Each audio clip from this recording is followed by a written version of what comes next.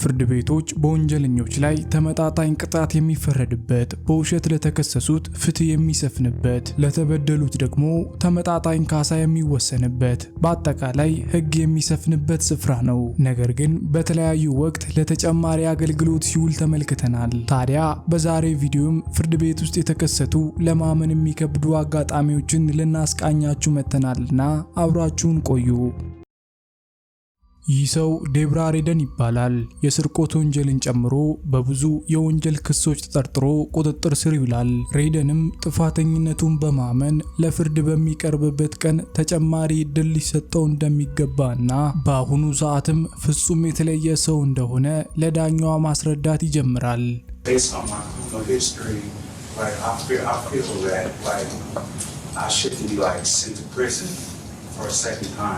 በዚህ ሰዓትም ዳኛዋ የፈጸማቸውን ወንጀሎች አንድ በአንድ ልታስረዳው ትሞክራለች።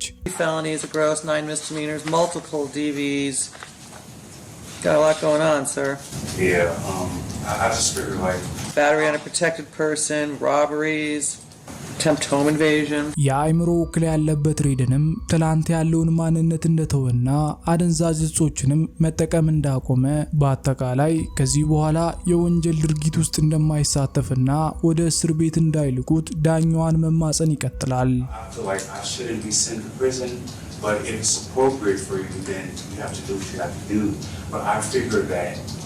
If I'm in a better place in my life, I'm not doing drugs, I'm not out there committing crimes now, and I feel like I should be given a shot because I'm in a better place than I was. ዳኛዋ ግን ልመናውን ከቁም ነገር አልቆጠረችውም ነበርና ፍርዱን ወደ ማሰማት ስትገባ ሬደን ከየት መጣ ሳይባል ሁሉንም ያስደነገጠ ተግባር ይፈጽማል።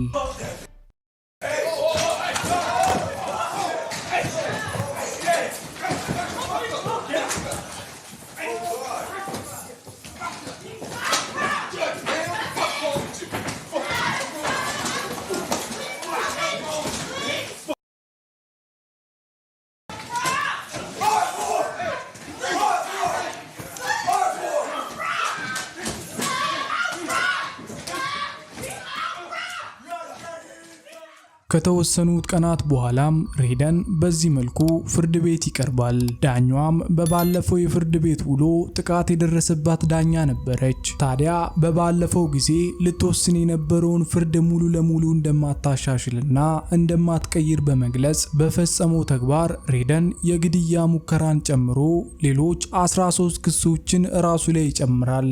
ይህ ሮኒ ኦኔል ይባላል። በፍሎሪዳ ፍርድ ቤት በመጀመሪያ ዲግሪ ወንጀል ጥፋት ተከሶ ዳኛ ፊት የቆመ ሲሆን ኦኔል የ33 ዓመት የፍቅር ጓደኛውን ኬንያታ ባሮንን በጥይት በመምታትና እንዲሁም የ8 ዓመት ልጅን በስለት በመውጋት በመቀጠልም ቤት ውስጥ ቤንዚል በማርከፍከፍ አቃጥሎታል። ሆኖም አንደኛው የ9 ዓመት ልጅ ቢያመልጥም በእሳት ተቃጥሎና ቆስሎ ነበር። እንደ እድል ሆኖ በመርማሪው እርዳታ በፍጥነት ወደ ሆስፒታል ገብቶ ነበር። ታዲያ ኦኔል ይህን ወንጀል ፈጽሞ ሊያመልጥ ሲል በቁጥጥር ስር ሊውል በመቻሉ ፍርድ ቤት ቀርቧል። ኦኔል የወንጀለኛ ፍርድ ቤት ውስጥ ሆኖ ያሳየው ተግባር እጅግ አስገራሚ ነበር። ኦኔል የስነ አእምሮ ሁኔታው ደህና እንደሆነ በመረጋገጡ ለምስክርነት የመጣውን ወንድ ልጁን ጥያቄ እንዲጠይቅ ተፈቀደለት። ልጁንም በዚያን ቀን ምሽት ጎድቻለሁ ሲል ጠየቀው። ልጁም አዎ የሚል መልስ መለሰለት።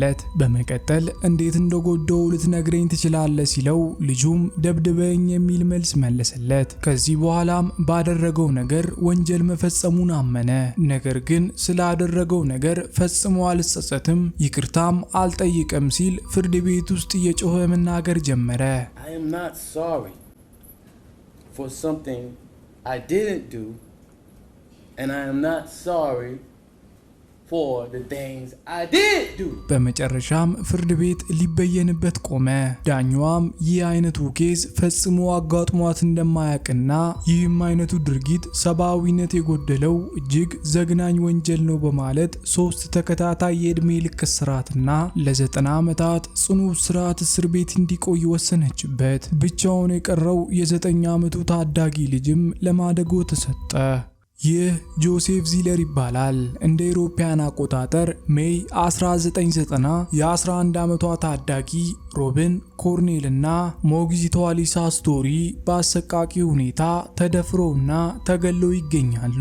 በወቅቱም ጉዳዩ ብዙ ተያያዥ ፍንጭ ስላልተገኘለት ለ26 ዓመታት ያለምንም ፍርድ ተዳፍኖ ተቀምጦ ነበር። ታዲያ በ2016 ግን ጆሴፍ ዚለር ልጁን ተኩሶ በማቁሰሉ ቁጥጥር ስር ይውልና ዲኤንኤው ተወስዶ በዳታቤዝ ውስጥ ይመዘገባል። ታዲያ ይህኔ አንድ ያልተጠበቀ ነገር ይገኛል። የዚለር ዲኤንኤ በ1990 በተፈጸመው የመድፈርና የግድያ ወንጀል ወቅት ከተመዘገበው ዲኤንኤ ጋር አንድ አይነት ሆኖ ይገኛል። ከተጨማሪ ምርመራዎችና ቃለ መጠይቆች በኋላም ጥፋተኝነቱ ይረጋገጣል። ታዲያ ለፍርድ ቀጠሮ በቀረበበት ቀን ግን ዚለር ያደረገው ነገር ሁሉንም ያስደነገጠ ነበር። በመጀመሪያ ጠበቃውን የሆነ ጉዳይ ሊያወያየው በሚመስል መልኩ ወደ ራሱ ይጠራዋል።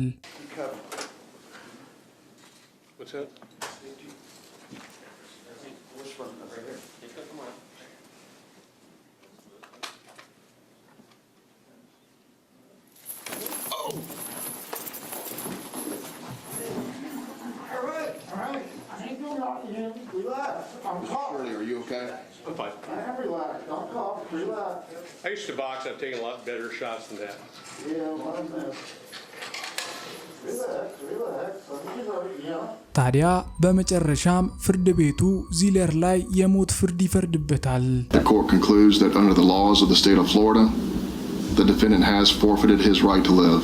ይቺ ምስኪን እናት ዳይመንድ አልቫርስ ትባላለች። የ16 ዓመት ብቸኛው ልጇን 22 ጊዜ በጥይት ተመታ የተነጠቀች ሰው ነች። እንደ ኢሮፒያን አቆጣጠር ጃንዋሪ 11 2023 ዓመተ ምህረት የ16 ዓመቷ ዳይመንድ ከውሻዋ ጋር ወቅት አድርጋለች። ታዲያ ሳይታሰብ ፍራንክ ፋታሌ የተባለው የ19 ዓመት ወጣት ሽጉጥ ተኩሶ ይገላታል።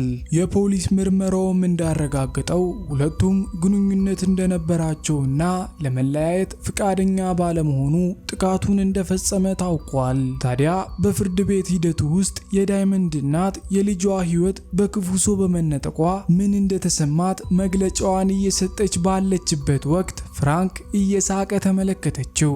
ታዲያ በዚህ እጅግ የተናደደችው እናት ንዴቷን ባለመቆጣጠሯ ወደሱ ጥቃት ልትሰነዝር ተጠጋች። ይህን ያየችው የገዳዩ እናት ልታጠቀው ከመጣችው ከዳይመንድ እናት ልትከላከል በፍጥነት ሮጠችና ሁለቱም ተናነቁ።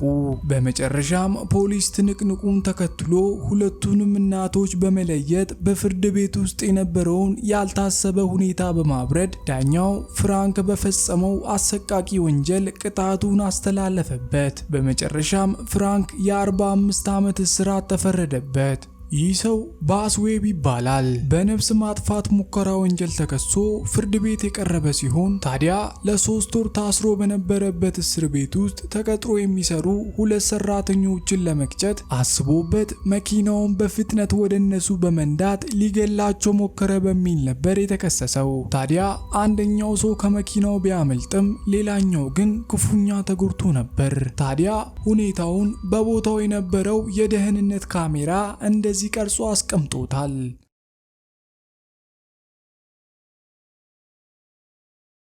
ዌብ ፍርድ ቤት በቀረበበት ቀን በዳኝነት ስራ ላይ የነበረችው ዳኛ ቬኔሳ ዴክሰን የነበረች ሲሆን እሷም ዌብ በመኪናው ገጭቶ ሊገላቸው ሙከራ ያደረገባቸው የተባሉትን ሁለቱን የእስር ቤት ሰራተኞች ስለምታውቅ ዳኝነቱን እኔ ማድረግ አልችልም ስትል ከፍርድ ሂደቱ ራሷን ታገላለች። ታዲያ ይህኔ ዌብ ያልተጠበቀ ነገር ያደርጋል።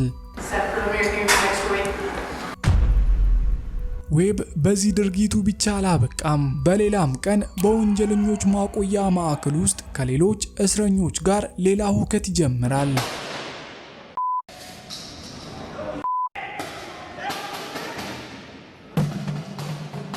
ዌብ አንድ የቴሌፎን ስልክ አንስቶ ቀጥታ ወደ ፖሊሶቹ ይወረውራል። በኋላም ይህና ሌሎች ጥፋቶቹ ተደማምሮ አጠቃላይ የ52 ዓመት እስር ይፈረድበታል። ታዲያ የሚገርመው ከታሰረም በኋላ የቀድሞ ፍቅረኛውን ነፍስ ማጥፋቱ ይደረስበትና ድጋሚ ፍርድ ቤት ቀርቦ ጥፋተኝነቱን ስላመነ የ50 ዓመት እስር ይጨመርለታል። እንደገና ከ5 ዓመት በኋላ ደግሞ ሌላ የቀድሞ ፍቅረኛውን መግደሉ በማስረጃ ይረጋገጥና ዌብ በድጋሚ ፍርድ ቤት ይቀርባል። ታዲያ ሲቀርብም ሊገላቸው የሚፈልጋቸውን አካላትና ሰዎች ዝርዝር በታቱ መልክ ጭንቅላቱ ላይ አሰርቶ ይቀርባል። በኋላም የዕድሜ ልክ እስራት ይፈረድበትና ወደ እስር ቤት ይመለሳል። ሌላው የምናየው ፍርድ ቤት ውስጥ ከተከሰቱ አሳዛኝና አስገራሚ ሁኔታዎች ውስጥ የነዚህ ቤተሰቦች አንዱ ነው። ይህ የምትመለከቱት የ18 ዓመት ወጣት ፒተር ጄደን ይባላል። በብዙ የግድያ ወንጀል ክስ ቀርቦበት ፍርድ ቤት ቆሟል። እንደ ኢሮፒያን አቆጣጠር ሜይ 14 2022 ኒውዮርክ ውስጥ በሚገኘው ፍሬንድሊ ማርኬት በተባለው ስቶር ውስጥ ቶክስ በመክፈቱ በሚያሳዝን ሁኔታ 10 ጥቁሮች በፍጥነት ህይወታቸውን ሲያጡ 3ቱ ደግሞ በከፍተኛ ሁኔታ ጉዳት ደርሶባቸው ነበር። ታዲያ ይህ ወጣት ግለሰብ ወንጀሉን ከፈጸመ በኋላ ወዲያውኑ በቁጥጥር ስር ውሎ ቅጣቱን ለመቀበል ዳኛው ፊት ቆሟል። ይሁን እንጂ ከዚያ በፊት የተጎጂ ቤተሰቦች የተሰማቸውን ሐዘን እንዲያስተላልፉ እድሉ ተሰጣቸው። ይህን ጊዜ ነበር ፍርድ ቤቱ ወደ አልታሰበ ሁኔታ የተቀየረው። ክፉኛ ያዘኑት የሟችና የቆሰሉት ቤተሰቦች እንዲህ በማለት ሲናገሩ ነበር።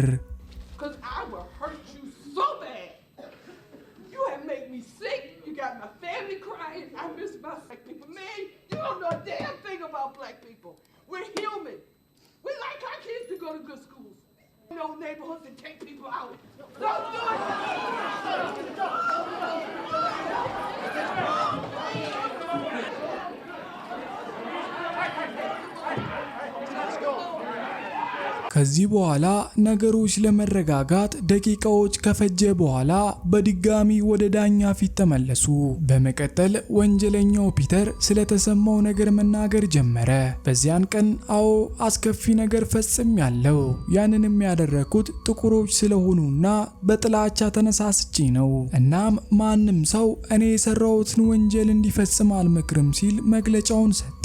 ሆኖም ፒተር በሰራ ወንጀል ሕይወቱን በሙሉ እስር ቤት እንዲቆይ ተወሰነበት። እነዚህ የተጎጂ ቤተሰቦች አንጀላ ፊልድስ ይባላሉ።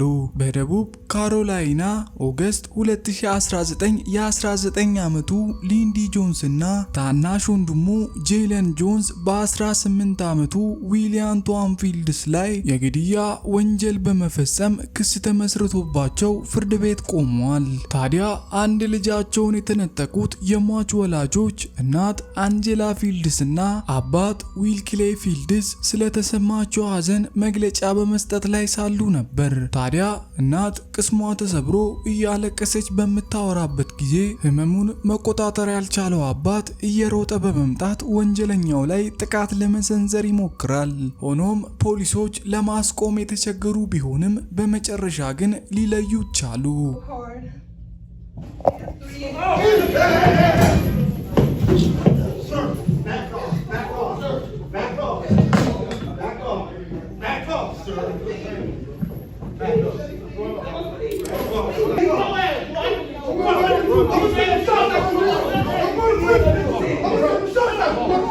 ታዲያ ከደቂቃዎች በኋላ ፍርድ ቤቱ ሲረጋጋ በመጨረሻም ሊንዲ የ30 ዓመት እስራት ሲፈረድበት፣ ታናሽ ወንድሙ ጄለን ደግሞ በወጣቶች እስር ቤት የ6 ዓመት እስራት ተላለፈበት።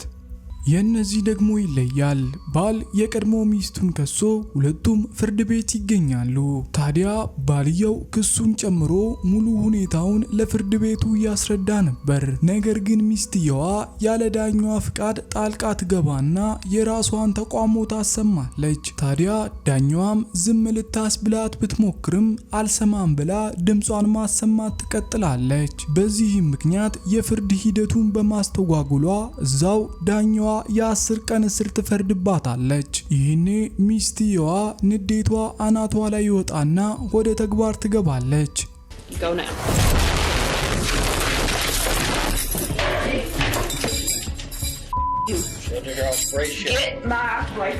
ታዲያ የእነዚህ ሰዎች ድርጊት ሊያስገርማችሁ ቢችልም ነገር ግን እነዚህ በሚያሳዝን ሁኔታ ያለ ጥፋታቸው ሞት የተፈረደባቸው ሰዎች ናቸው። ታዲያ ስለነዚህ አሳዛኝ ሰዎች ማንነት ማወቅ ከፈለጋችሁ እዚች ጋር ያለችዋን የምስል ምልክት ንኳት። እዛው እንገናኝ።